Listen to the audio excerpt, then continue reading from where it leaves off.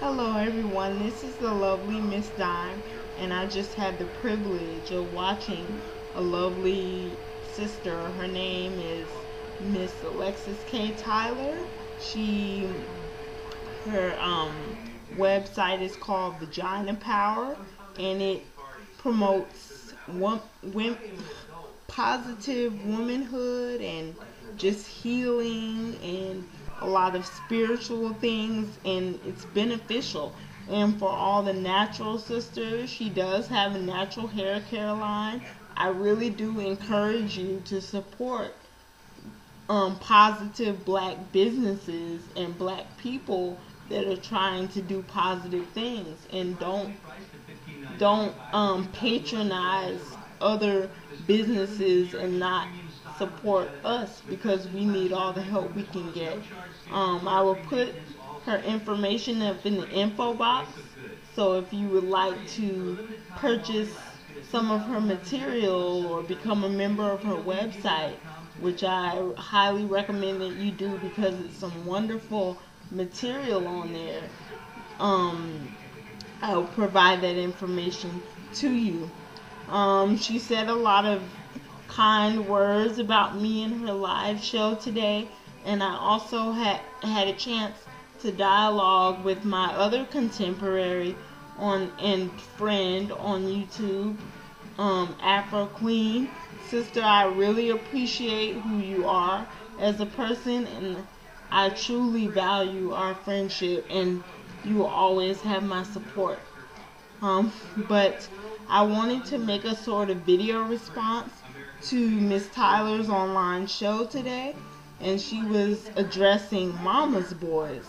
And first I'm going to talk about my experience and then say what I personally think about the situation and how to dodge those type of dysfunctional situations.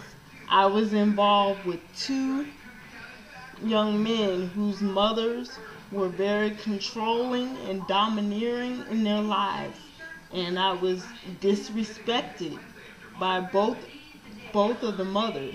And if any of you know me or have watched my videos long enough, I wouldn't disrespect anybody, because I believe that family is paramount. My family is paramount. But I also don't believe that people should be allowed to talk down to a person. And their whole thing was both of them didn't feel that their sons were ready for a relationship. And I can understand a mother wanting to guard their children from situations that could be detrimental, or save them from situations that are unhealthy, because that's just carnal instinct to want to protect your own. Same thing with fathers or other extended family. And I'm not trying to come between a mother and son, but when you get married, the Bible says in Matthew chapter 19, I don't know what the exact verse number is, but it says when you marry, you leave your mother and you cleave to your husband. And I think that a marriage, the institution and sanctity of marriage, is very sacred, and I don't think that people should allow relatives to come in between a relationship. Now, I could see if it was volatile, if there was a situation of drug abuse or domestic violence, or a situation where a parent truly felt that their son or daughter was in danger. Speak up, because a lot of people need somebody to be objective in a situation. And I believe that mothers can share, mothers can give guidance and facilitate a positive relationship, but I'm not endorsing disrespect of decent women because the mother feels threatened that there is now another woman in her son's life, and she may feel like she has to compete for his attention. that's dysfunctional and it's sick, comparing yourself to another woman, because in essence, if you're that type of mother, in my opinion, you're treating your son like he's your boyfriend or husband and not your child, because eventually what you do is it's like what can I think of? It's like little birdies. The mother goes and gets the little worm for the birdies, and it comes back to the nest and feeds them, but eventually the birds leave the nest and they grow up and mature. It is not beneficial for mothers to do emotion stunt the emotional growth of a man. It is imperative that a mother gives her son the tools to become a productive, successful man in society.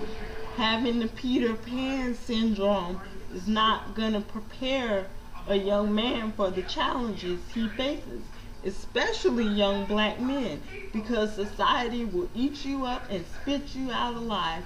It is a doggy dog world out there, and being that it is a European dominated society, no, they don't care how sensitive young black men are. So people need to be weaned and prepared for the challenges of life, and the umbilical cord needs to be cut.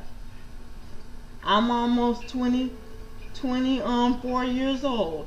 I refuse, in the place that I am now in life, to date a man whose mother does not understand that, yes, that is my son, and nobody can ever take the place of my son. But there's a woman in my life, and both of you are going to have to get along and respect each other, because you're not going to put me in the position to choose between you and my girlfriend. I don't want to bust up a mother and son relationship. So in the future, I would not pick a man whose parents did not co-sign with the relationship.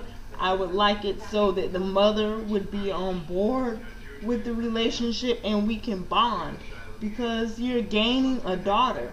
No one is taking away from you by being part of your son's life. You're gaining family.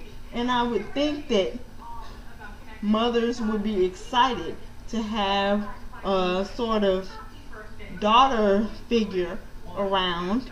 And I know it would be exciting for me to bond with the future mother-in-law, go get hair done on the same day, go get nails done on the same day, go shopping, etc. Just enjoy being a woman.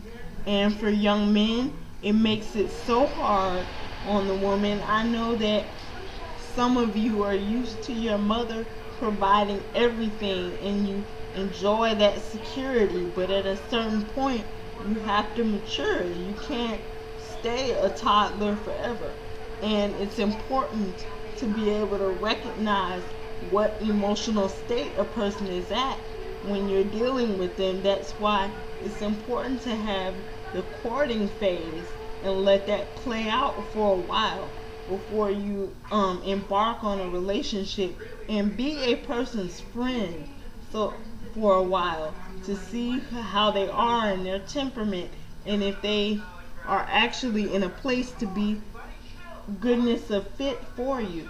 The goodness of fit is actually a scale where you can match your temperament with somebody else's, and there's a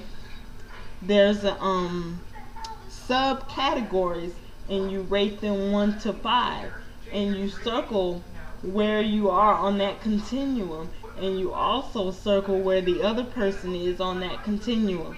I learned that in my special education class, and it was by some psychologist. If I find it, I will put it up in the info box. But you have to make sure that you are equally yoked, and if you don't know how to choose correctly, if you cannot escape the pitfalls of relationships and know how to recognize if somebody is emotional growth is stunted to that of a prepubescent boy, then you need to regroup, reevaluate, read up on some things, and mature a little bit more emotionally and spiritually and cognitively before you embark on a relationship. And I'm speaking to myself while I'm recording because I made some terrible judgment decisions. But just because you made terrible choices and decisions doesn't mean that you have to be jaded for the rest of your life. I'm still healing, but I refuse to wallow in self-pity. Don't be a victim, be empowered. And that's what I would encourage everyone to do. I love you all. Afro Queen, I really appreciate you sharing that wonderful resource with me. You're a very treasured friend, and I really do value your support. Thank you so much to all my subscribers. I love you very much, and fans and all those who support me. I wouldn't be anywhere if it weren't for your thoughts, beautiful comments, and prayers. I think you all are just fabulous, and I feel like one of the luckiest YouTubers because I have such a even though it's not big in number, it's such a strong following, and you guys are just rays of sunshine, and it is my honor to be a YouTuber and put videos out there that you all can enjoy. I love you very much, everyone. Good night.